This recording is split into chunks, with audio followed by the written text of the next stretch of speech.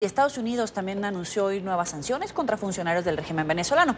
El Departamento del Tesoro incluyó hoy en su lista negra de narcotraficantes a Pedro Luis Martín Olivares, un ex alto cargo del Servicio Bolivariano de Inteligencia, el SEBIN, al que acusa de haber lavado dinero junto a Hugo Carvajal, hombre de confianza del fallecido presidente Hugo Chávez. También anunció medidas contra otros dos individuos, Walter Alexander del Nogal Márquez y Mario Antonio Rodríguez Espinosa, por haber proporcionado ayuda financiera y también tecnológica a Martín Olivares para sus presuntas actividades de narcotráfico.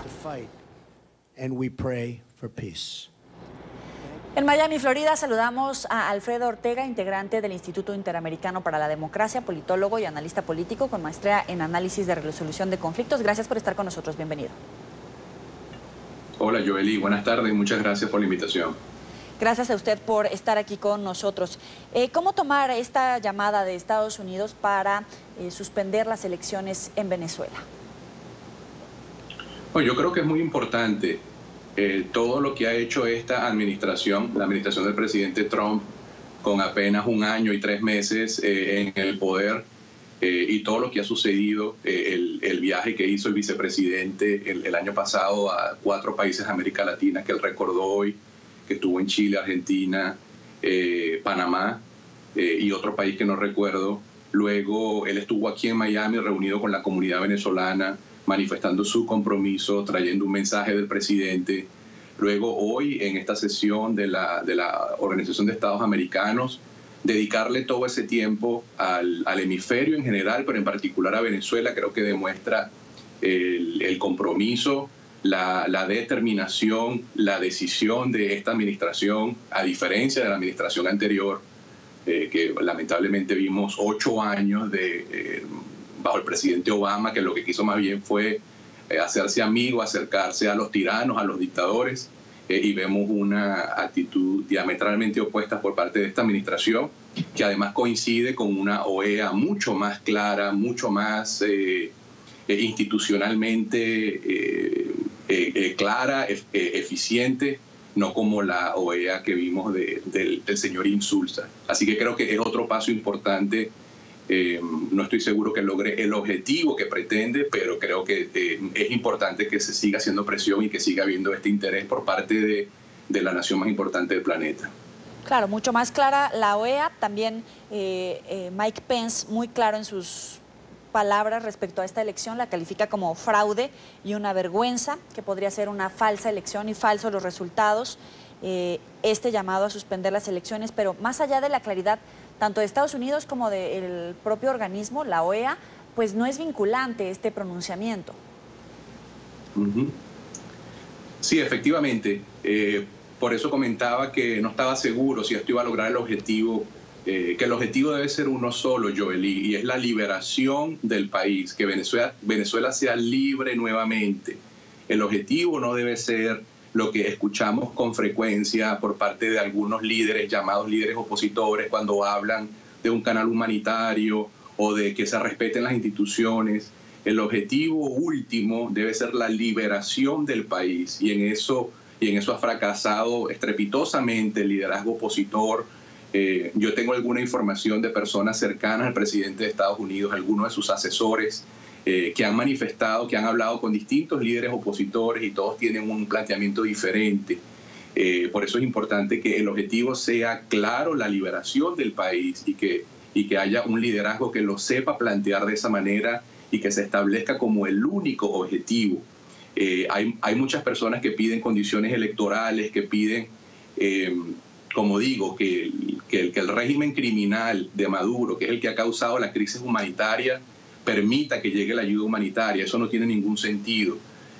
Por lo tanto, hay que buscar, en mi criterio, un liderazgo que sepa plantear con claridad qué es lo que hace falta hacer en Venezuela, y que sirva como interlocutor y con un planteamiento sólido y eficiente para lograr ese objetivo último, que es la liberación del país.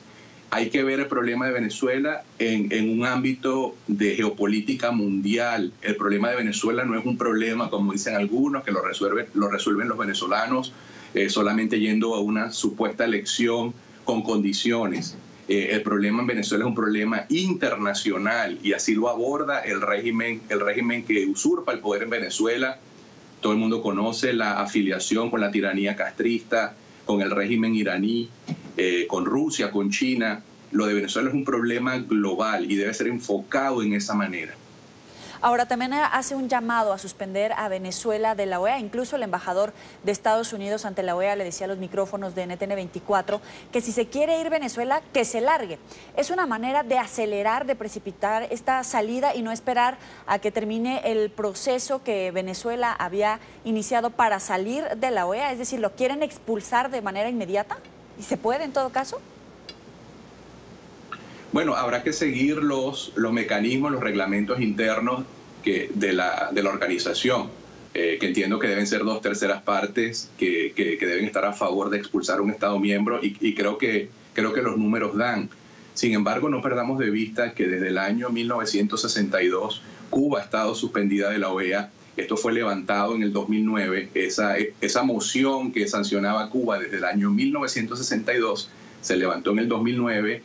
Y la tiranía de los Castro no ha querido regresar a la OEA. Ellos saben que pueden estar aislados. El régimen venezolano ha sido muy hábil en fingir democracia cuando es necesario y hacer este show que hizo el señor Moncada hoy, pidiendo el derecho de palabra y diciendo que era una humillación, pero al mismo tiempo saben que en última instancia eso no es lo importante. Ellos están en el poder porque es un régimen criminal y que se sostiene a punta de represión y a través del uso de la fuerza. Así que, en última instancia, si Venezuela se va de la OEA, si Venezuela es expulsada de la OEA, esto simplemente se le cierra un espacio en un foro importante que ha cobrado un protagonismo extraordinario bajo el liderazgo del señor Almagro, pero eso no va a lograr el objetivo último, en mi criterio, que es la liberación del país.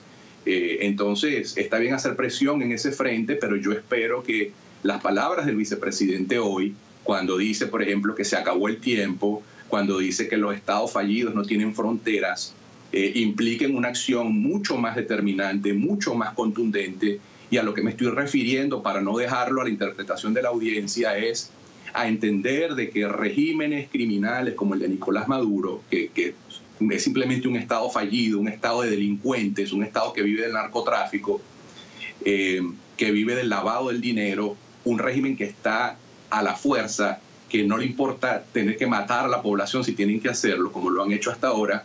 Un régimen de esa naturaleza solo entiende cuando se le doblega, cuando una coalición de países, cuando la presión interna con el liderazgo adecuado coincide con la presión internacional para simplemente obligar a los militares venezolanos a que depongan a Nicolás Maduro, porque yo estoy convencido, Joely, que con la presión suficiente ni siquiera va a haber que llegar a lo que llaman una intervención internacional, sino que la presión suficiente, que los militares se vean contra la espada y la pared, y ahí sí ya no van a voltear en contra del pobre pueblo venezolano que sufre y al que han decidido matar hasta ahora, sino que ante una inminente acción militar de un grupo de países liderados por Estados Unidos, los militares venezolanos tengan que mirar a quien tienen que mirar, que es al señor de nacionalidad colombiana, el señor que se robó las elecciones del año 2012, el señor que no podía ser ni siquiera candidato, que no podía ser vicepresidente por no ser venezolano por nacimiento, el señor responsable de crímenes de lesa humanidad, y en ese momento los militares van a mirar a Nicolás Maduro y lo van a deponer. Eso es lo que yo creo que es el único. En mi criterio, Joely, ese debe ser el objetivo, porque todas estas cosas, las sanciones ayudan, pero no olvidemos algo. Tú puedes congelarle los bienes a muchos de esos ladrones del régimen venezolano y le congelas los bienes y le prohíbes la entrada a tu país, como llamó el vicepresidente a los países a que eliminaran las visas de muchos de estos chavistas, pero al final es un régimen que vive de negocios ilegales, viven del narcotráfico.